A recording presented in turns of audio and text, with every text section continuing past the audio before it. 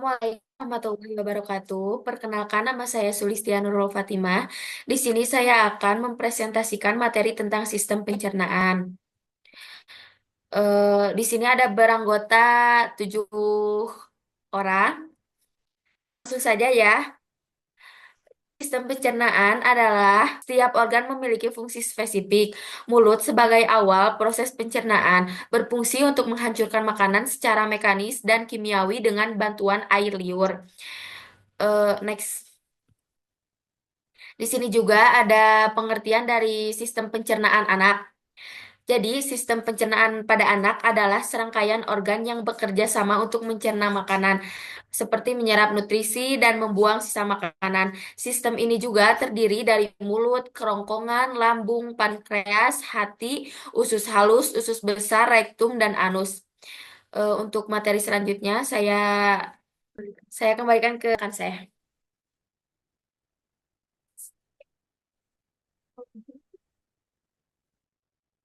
Baik, Mulai. materi selanjutnya yaitu mulut. Mulut adalah tempat awal pencernaan. Di sini juga makanan dihancurkan secara mekanis oleh gigi dan secara kimiawi oleh enzim dalam air liur seperti amilase. Fungsinya untuk mastication atau mengunyah, memecah dan menelan makanan. Speech merubah vibrasi pita laring menghasilkan suara atau bernapas. Strukturnya yaitu atap atau palatum yang depan keras, palatum durung, dan belakang lunak atau palatum mole. Lidah, radik, dorsum, dan apex lingua. Banyak organ perasa.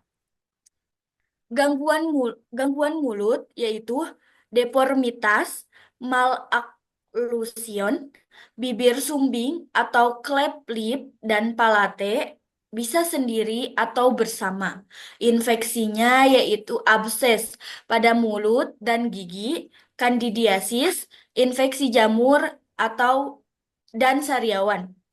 Non-infektif, leukoplakia, lichen planus, tonjolan jaringan warna putih, ulkus mulut yaitu luka ulkerasi atau borok pada mulut. Kista berisi cairan kental di dinding pipi, dasar mulut. Benjolan yaitu merasakan sakit atau ulkus yang kurang lebih 3 sampai 4 minggu. Khawatir malignansi atau kanker mulut yang utama akibat merokok dimulai dengan tanda-tanda leukoplakia, ulcer, pressure, disertai rasa panas, pedih, banyak kasus tidak disertai rasa sakit. Baik, em, materi selanjutnya akan saya berikan kepada rekan saya.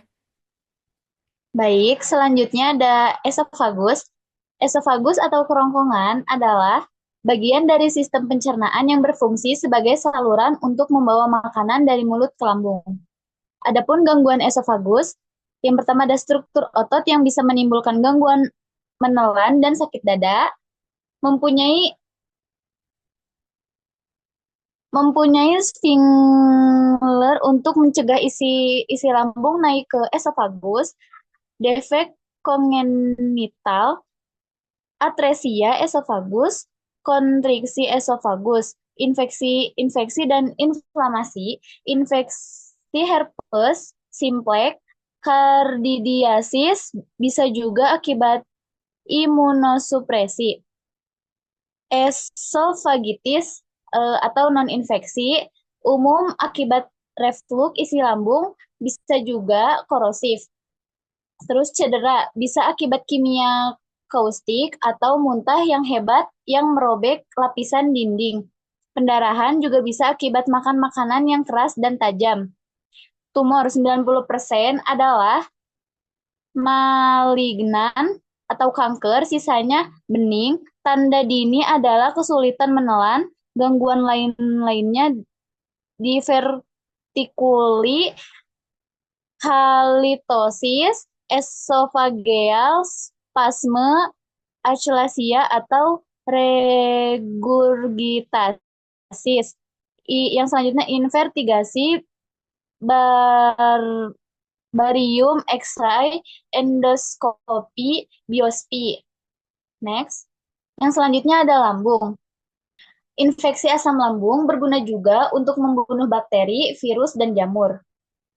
Tumor, kanker lambung 15.000 kematian per tahun di USA. Gejala umumnya itu sulit dibedakan dengan indigestion, sering ditemukan setelah ada metastasis.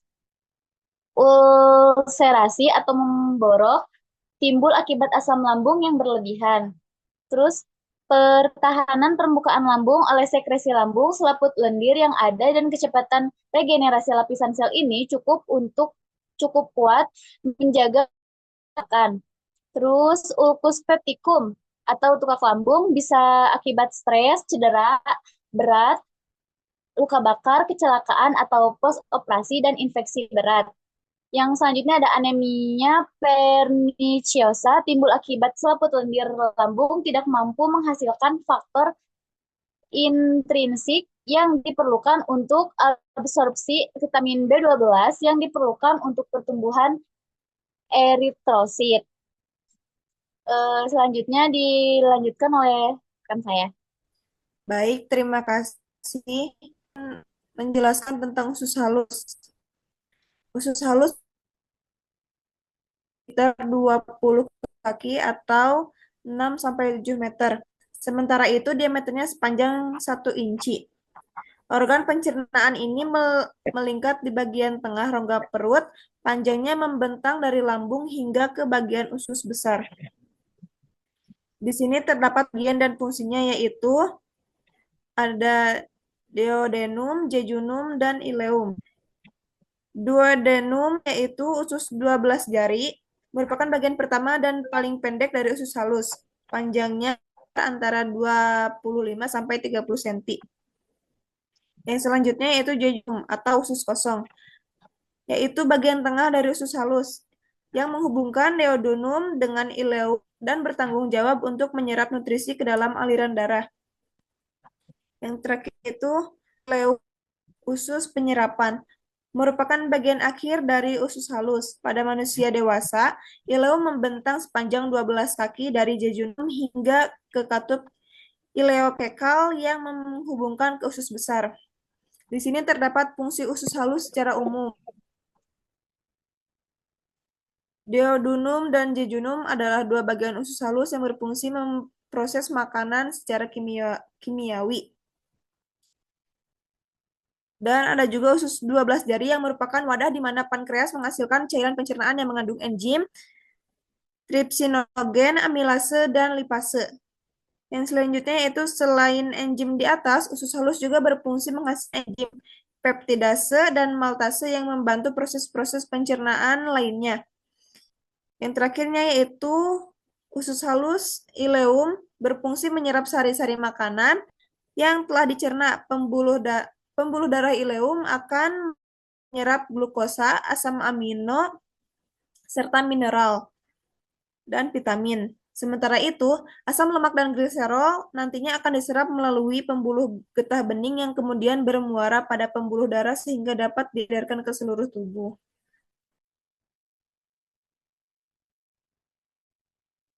Di sini terdapat usus besar. Usus besar yaitu usus yang mempunyai ukuran yang lebih pendek ketimbang usus halus, yang berkisaran sekitar sekitar 5 kaki atau 1,5 meter, sementara diameternya sekitar 2,5 inci atau 6-7 cm. Bagian struktur usus besar terdapat 6 daerah, yaitu sekum, kolon, kolon ascendens, kolon transversum, kolon descendens, kolon sigmoid, dan rektum. Saya akan melanjutkan materi selanjutnya, yaitu 1. Menyerap air. Makanan yang telah dicerna di lambung dan di usus halus akan tiba di usus besar. Di sini ada banyak air yang kemudian diserap. Penyerapan air dilakukan agar dihasilkannya limbah padat berupa feses. 2. Menyerap vitamin. Di dalam usus besar terdapat sejumlah bakteri yang hidup dan menghasilkan banyak vitamin. Yang ketiga, melindungi dari infeksi. Usus besar mempunyai lapisan lendir, bermanfaat untuk melindungi lapisan usus dari bakteri berbahaya yang bisa menyebabkan infeksi pada usus. Yang keempat, mengeluarkan kotoran. Rektum menjalankan fungsi ini setelah semua sari-sari makanan dan air diserap, maka terjadi proses pembentukan tinja padat atau feses yang kemudian dikeluarkan melalui rektum. Next, organ pencernaan rektum. Prolaps rektum pada anak.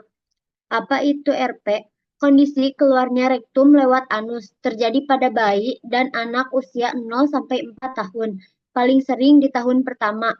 2. Kenapa rentan? Anatomi anak, rektum vertikal, otot panggul lemah, mukosa longgar. Katup Houston belum terbentuk. 3. Penyebab utamanya diare, konstipasi, infeksi parasit. Kondisi bawaan, fibrosis, kristik, spina bifida, dan lain-lain. Malnutrisi umum di negara berkembang. Keempat, penanganan. Kurang dari 4 tahun, sembuh sendiri dengan perawatan konservatif. Lebih dari 4 tahun, kadang perlu operasi skleroterapi rektoveksi. Baik, di sini saya akan menjelaskan organ organ pencernaan. Anus adalah ujung usus besar sekitar 3-4 cm terakhir dari saluran pencernaan. Tempat kotoran dikeluarkan dari tubuh. Anus itu sebesar cincin yang bisa menutup dan membuka. Dan ada otot dan saraf yang saling membantu untuk mengeluarkan eh, buang air besar. Fungsinya itu anus untuk membantu Anda untuk membuang air besar.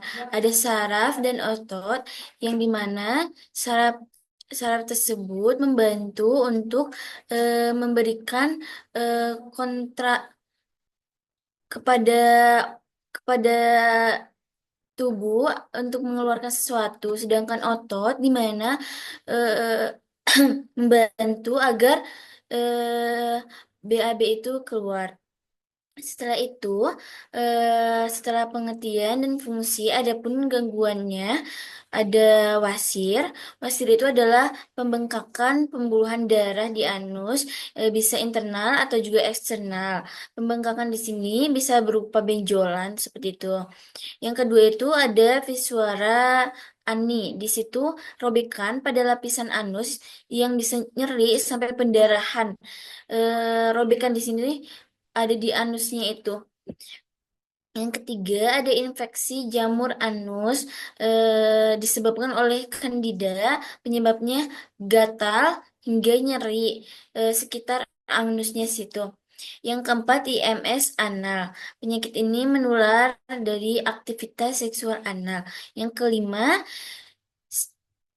stenosis anus, penyempitan anus akibat jaringan parut sering karena cedera atau operasi. Tidak hanya ini saja, gangguan pada anus itu masih banyak. Next. Setelah itu ada masalah pencernaan pada anak. Pertama, ada perut kembung. Pada anak, perut kembung itu sering terjadi karena anak-anak memakan yang tidak memakan yang tertentu seperti makan yang pedas, yang bergas, seperti itu. Yang kedua ada diare. Diare adalah dikarenakan adanya virus sehingga membuat feses tersebut menjadi cairan. Ketiga ada sembelit. Sembelit ini eh, adanya kekurangan gizi yang seimbang atau nutrisi nutrisi yang masuk kepada anak-anak yang membuat di mana eh, BAB itu menjadi keras sampai susah untuk dikeluarkan. Yang keempat, intoleransi laktosa. Tidak semua anak bisa mencerna laktosa yang normal. Yang kelima ada anak makan berlebihan dan terburu-buru. Sehingga makan yang cepat-cepat atau terburu-buru itu membuat pencernaan anak tidak tidak seimbang atau tidak baik untuk tubuh. Ada ada pun yang keenam ada kondisi psikolog. Kenapa? Kondisi psikolog ini membuat membuat anak menjadi masalah pencernaan karena ada beberapa anak yang ketika ingin merasa cemas mengeluarkannya karena BA-BA itu mengeluarkan sesuatu. Di situ terlihatlah adanya masalah karena merasa takut ataupun gugup. Yang ketujuh adanya usus buntu. Untuk ibu-ibu mungkin ketika anaknya sakit perut bagian kanan itu harus lebih khawatir atau juga lebih diperhatikan karena itu bisanya usus buntu. Eh, akan dilanjutkan pada teman saya. Baik, makasih Tasi. Untuk selanjutnya, yaitu pengobatan penanganan. Nah, untuk cara mengatasi sakit perut pada anak. Anak itu walaupun umum terjadi, di kondisi anak sakit perut, sebenarnya perlu diatasi dengan tepat supaya si kecil merasa nyaman dan aktivitasnya menjadi tidak terganggu. Ada pula beberapa hal yang perlu dilakukan sebagai cara ampuh untuk mengatasi gangguan pencernaan pada anak. Salah satunya seperti pastikan anak banyak minum air putih. Yang kedua seperti berikan makanan dengan jumlah yang sedikit. Dan jangan langsung membaring setelah makan, jadi tunggu jeda beberapa menit dulu. Berikan minuman jahe yang hangat, gunakan kompres hangat, serta berikan obat pereda nyeri. Oke, terima kasih teman-teman atas diskusinya. Mungkin untuk kesimpulannya yaitu masalah pencernaan pada anak merupakan kondisi yang sering terjadi dan dapat mempengaruhi kesehatan serta tumbuh kembang mereka. Nah, penyebabnya itu beragam, mulai dari infeksi, intoleransi, atau alergi makanan.